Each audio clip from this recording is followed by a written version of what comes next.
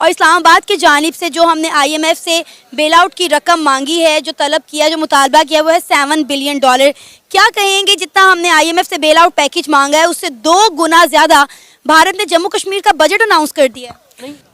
अभी अगर बात करें स्टार्टिंग से लेकर 1947 में हमारी भी आज़ादी हुई है और उनकी भी आज़ादी हुई है।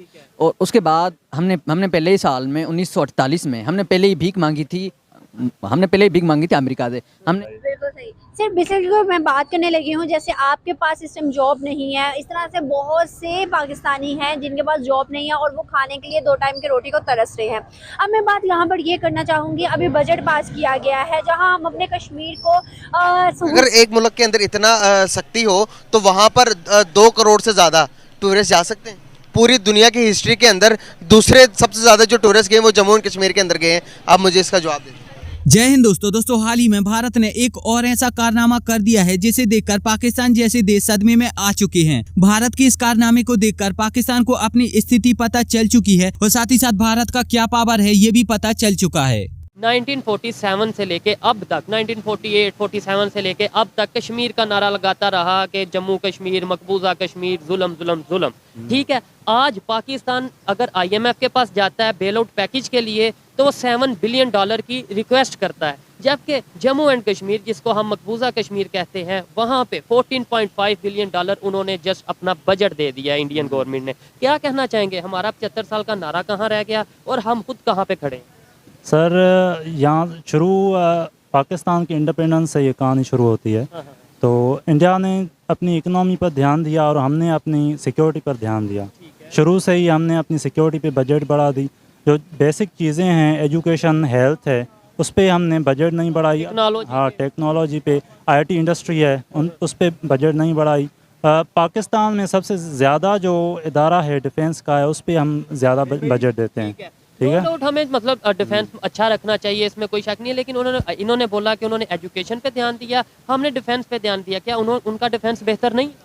अभी अगर बात करें स्टार्टिंग से लेकर 1947 में हमारी भी आज़ादी हुई है और उनकी भी आज़ादी हुई है।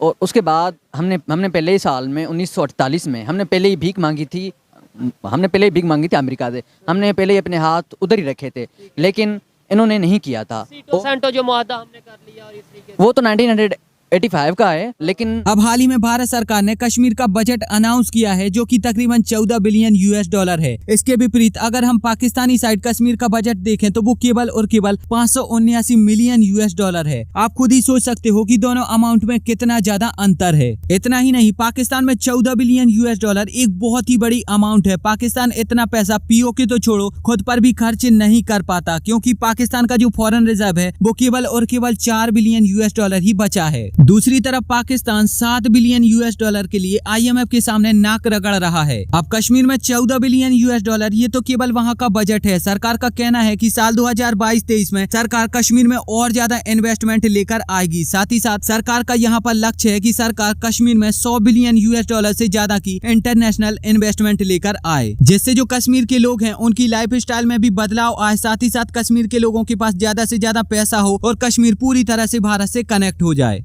अगर आप ये जानना चाहते हो कि कैसे मैं और मेरे जैसे कई और यूट्यूबर किस तरीके से पैसा कमाते हैं और कैसे आप बिना किसी यूट्यूब चैनल के घर बैठे हजारों रुपए महीने तक कमा पाओगे, तो इसे जानने के लिए आप मेरे दूसरे YouTube channel the earn fine को सब्सक्राइब कर सकते हो और वहाँ पर जाकर वीडियोस देख सकते हो। यहाँ पर मैं आपको वो सारी चीजें बताता हूँ जिसका उपयोग करके आप हर दिन 1000 रुपए से लेकर 2000 रुपए तक कमा सकते हो। और मैं यहाँ से तब से पैसा कमा रहा हूँ जबकि मेरे पास कोई यूट्यूब चैनल नहीं था और मेरा कोई भी अर्निंग का स्रोत नहीं था।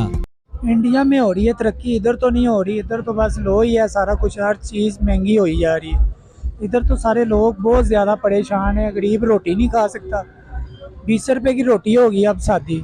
सर, अगर हम बात करें, आपने कहा इंडिया के कश्मीर के अंदर डेवलपमेंट है, हम देखते हैं कि हमारे मीडिया के थ्रू हमें बताया जाता है कि वहाँ पर जुल्म ज़्यादती है, मुसलमानों के साथ तशद्दुद है, मुसलमान सेफ नहीं है। सर, आप बताएं मुझे, उनकी ज़ुबानी कुछ और पता चलता है, यहाँ पर मीडिया के थ्रू कुछ और पता चलता है। रियलिटी और सच क्या है? सच यही है, हर बंदा अपनी सोच के पीछे जा रहा है। हर बंदा अपनी मर्जी कर रहा है। बस कोई बंदा किसी की बात नहीं मान रहा। हर मुल्क का जो से लोग हैं वो अपनी मर्जी कर रहे हैं जहाँ भी हैं। क्या लगता है कि इसमें नाअहली किसकी है, हमारी या हमारे हुक्मरान की, जो आज पाकिस्तान डिफॉल्ट के रास्ते पे है? ये हमारे हुक्मरानों की वजह से ही हो रहा है, और क्या हो रहा है? गुजारा हो रहा है? नहीं, कितनी सैलरी है आपकी? मेरी इस टाइम 20,000। करते क्या है? मैं पेट्रोल पंप पे। पेट्रोल पंप पे ड्यूटी भी 24 घंटे की होगी और सैलरी भी इतनी थोड़ी है। बीवी बच्चे हैं? जी, कितने बच्चे हैं और कितने हैं? मेरे 5।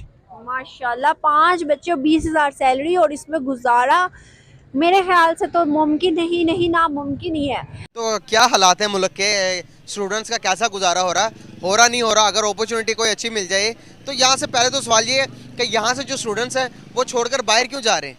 क्या अगर आपको अच्छी अपॉर्चुनिटी मिलती है क्या आप जा सकते हो बाहर? सबसे पहली बात तो ये कि मुल्क के हालात में ये पॉलिटिकल इंस्टेबिलिटी और पॉलिटिकल इंस्टेबिलिटी और इकोनॉमी इंस्टेबिलिटी, ये दोनों सबसे बड़ी वजह है। इसमें स्टूडेंट का तो मतलब स्टूडेंट तो इसको फेस कर ही रहे हैं। बाकी इसमें जो लोअर मिडिल लेवल के लोग हैं या मिडिल लेवल के लोग हैं वो पॉवर्टी लाइन या पॉवर्टी बिलो जो लाइन है उनसे नीचे आ रहे हैं। वर्ल्ड टाइम्स के सर्वे के मुताबिक अभी जो रिसेंटली मिनी बजट पेश होगा, इसके हवाले से जो पॉवर्टी रेट है वो मज़ीद इंक्रीज़ होगा।